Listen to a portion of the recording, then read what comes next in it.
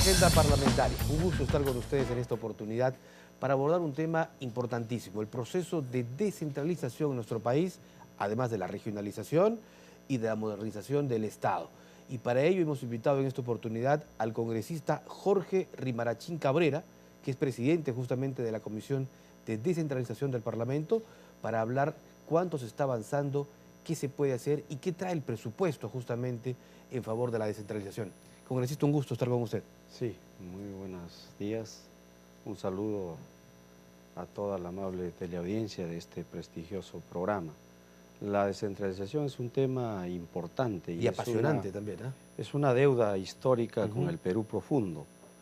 El Perú debe descentralizarse, lo dicen varios estadistas, intelectuales, y se han iniciado procesos de descentralización en el Perú. El proceso actual que estamos viviendo luego del fracaso de las macrorregiones que fueron determinadas por ley, en la que la discusión era si las regiones deben ser homogéneas o deben ser transversales, ¿no? Y se hizo con una concepción bajo los principios, los planteamientos de Pulgar Vidal, en el que se juntaron departamentos en función de la transversalidad. Sin embargo, este proceso no tuvo el éxito debido.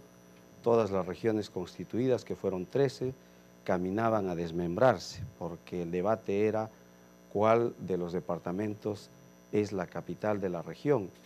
Y la experiencia es que también fue un proceso eminentemente asambleístico, lo cual se supera en la normatividad vigente, y tenemos un proceso actual donde se han dado algunas transferencias de funciones a los gobiernos regionales.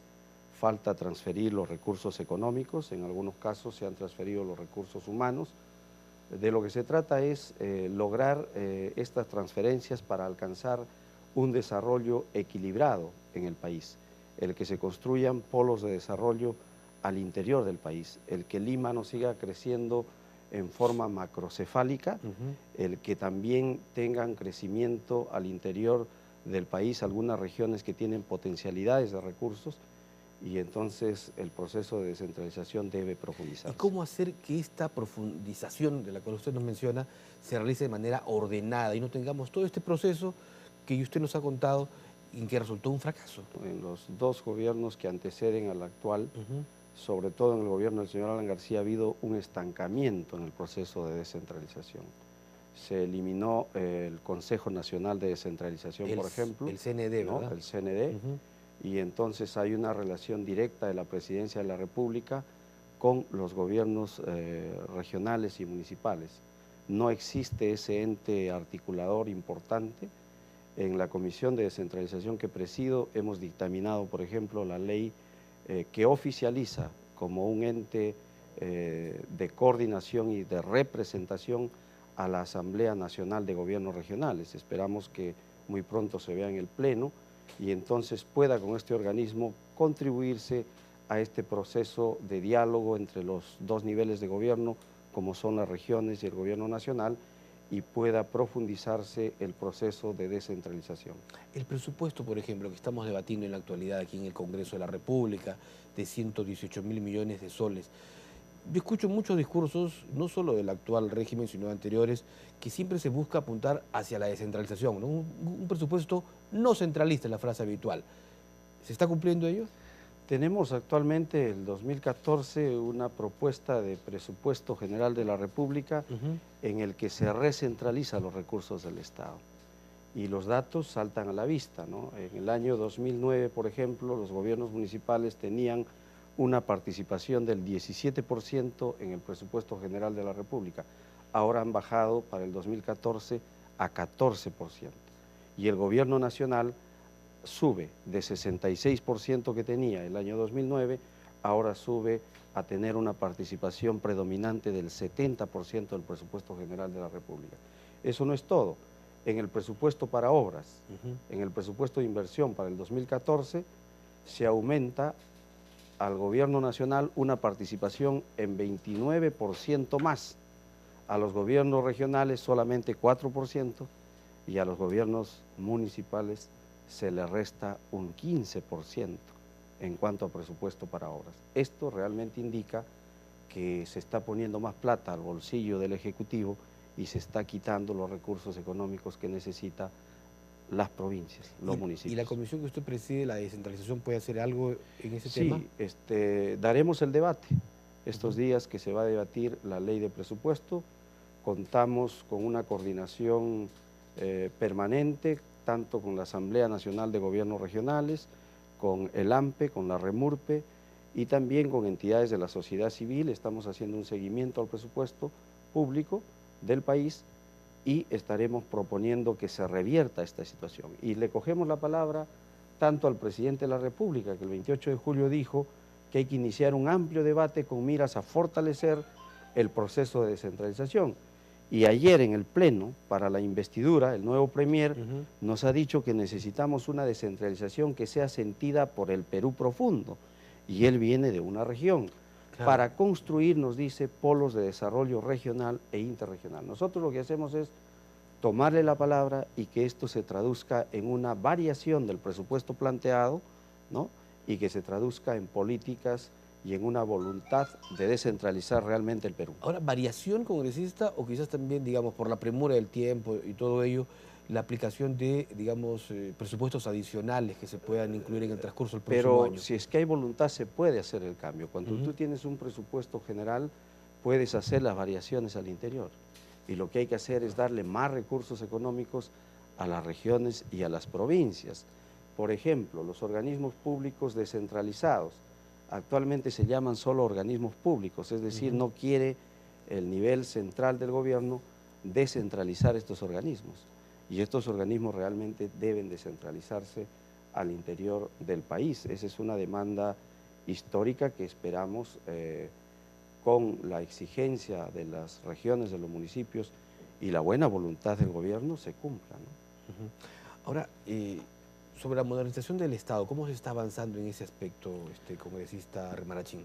Bueno, en cuanto a la modernización del Estado, tenemos que el año 2007 se aprueba la Ley Orgánica del Poder Ejecutivo. A partir del 2008 deberían adecuarse los ministerios. La LOPE, ¿no? La LOPE.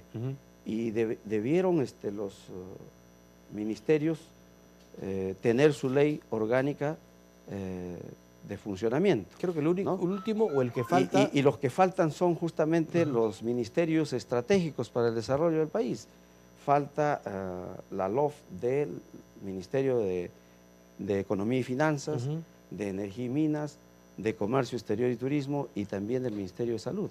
Esto es un faltante en las propuestas del Ejecutivo y esperamos que en los próximos meses se regularice este tema para tener todos los ministerios de acuerdo a la Ley Orgánica del Poder Ejecutivo. Pero eso no es todo. Necesitamos también que la tecnología no pase por la puerta del Estado. Necesitamos que el Estado dinamice, modernice la administración pública a través de un gobierno electrónico. Es una pena, llama la atención a cualquier peruano y mucho más a cualquier visitante de otro país, cuando en el Perú un candidato al Congreso de la República tiene que hacer su declaración jurada en forma manual, pudiendo con su DNI ni siquiera pedírsele nada, sencillamente cruzar información de todos los ministerios y entonces se sabe si un ciudadano tiene propiedades, qué empleo, cuál es su historial, si ha tenido o no alguna sentencia judicial, es decir, la base de datos del Estado con sus ciudadanos debe modernizarse. Aunque estamos avanzando ya porque ya está en marcha el DNI electrónico, ¿verdad? Que se está entregando sobre todo a los quienes es muy lento. Si usted va a varias instituciones del Estado, todavía se emiten cheques manuales. En otros países ya no es así. La multa implica una firma en la que tú aceptas, das tu consentimiento y el descuento viene en forma automática al momento de abonarte tu remuneración. En el Perú todavía no tenemos eso. ¿Qué más necesitamos? ¿Qué otra reforma del Estado necesitamos para hacer un Perú más eficiente y sobre todo más inclusivo? Otro tema importante, pensando en el tema de la descentralización y la regionalización y los ánimos de profundizarlo, de hacerlo eficiente para el desarrollo del país, es un tema que salta a la vista estos días en los cuestionamientos periodísticos en el tema del gasto público. Nos dicen, las regiones no gastan todo lo que se les da para su ejercicio presupuestal. De igual forma, el gobierno nacional en sus ministerios tampoco gasta todo lo que se les da. Y entonces, en la Comisión de Descentralización estamos no solamente desarrollando audiencias públicas sobre el tema del ordenamiento territorial, que es importante para determinar cuáles son las zonas designadas para tal o cual actividad económica, para tener un ocupamiento del territorio en forma ordenada. Entonces hay una necesidad de tener una ley orgánica, una ley de ordenamiento territorial. Claro. Y para eso estamos desarrollando audiencias públicas. Tenemos 5 audiencias públicas desarrolladas en varios departamentos del país. Vamos a continuar con ello, pero no solamente nos preocupa eso. También estamos recogiendo a través de talleres con el personal técnico de las municipalidades y los gobiernos regionales cuáles son las trabas que pone la ley de contrataciones del Estado y la ley del SNIP. Y entonces, por ejemplo, estamos sacando materia prima, insumos tan importantes para desarrollar una propuesta, una iniciativa legislativa que nos permita flexibilizar el gasto en las regiones, en los municipios y también en el aparato público de los ministerios, flexibilizando el gasto, acortando ese proceso tedioso que se tiene en las contrataciones del Estado, con la finalidad de que las obras se inicien en el mes de mayo, por decir, y que los desembolsos se hagan en el primer trimestre por el Estado.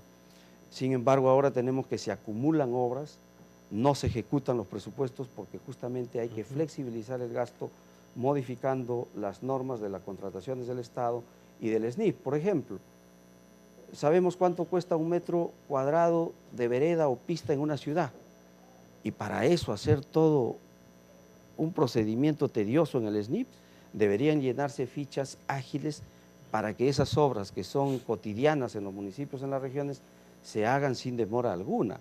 El SNIP tiene que aplicarse a montos cuantiosos y a obras que realmente merezcan aplicar este formato.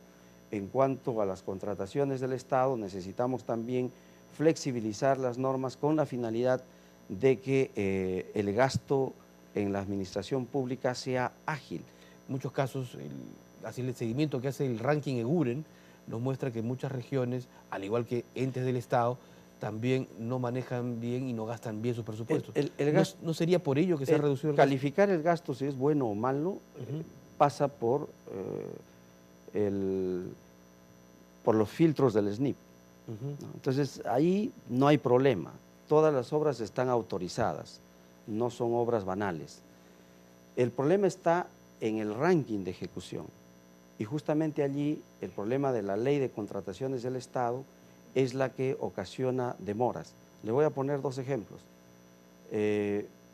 Una empresa que gana una licitación, gana el primer lugar, resulta de que por no ser de la zona no quiere ejecutarlo, le pasa al segundo lugar y entonces se vienen las demoras respectivas. Claro.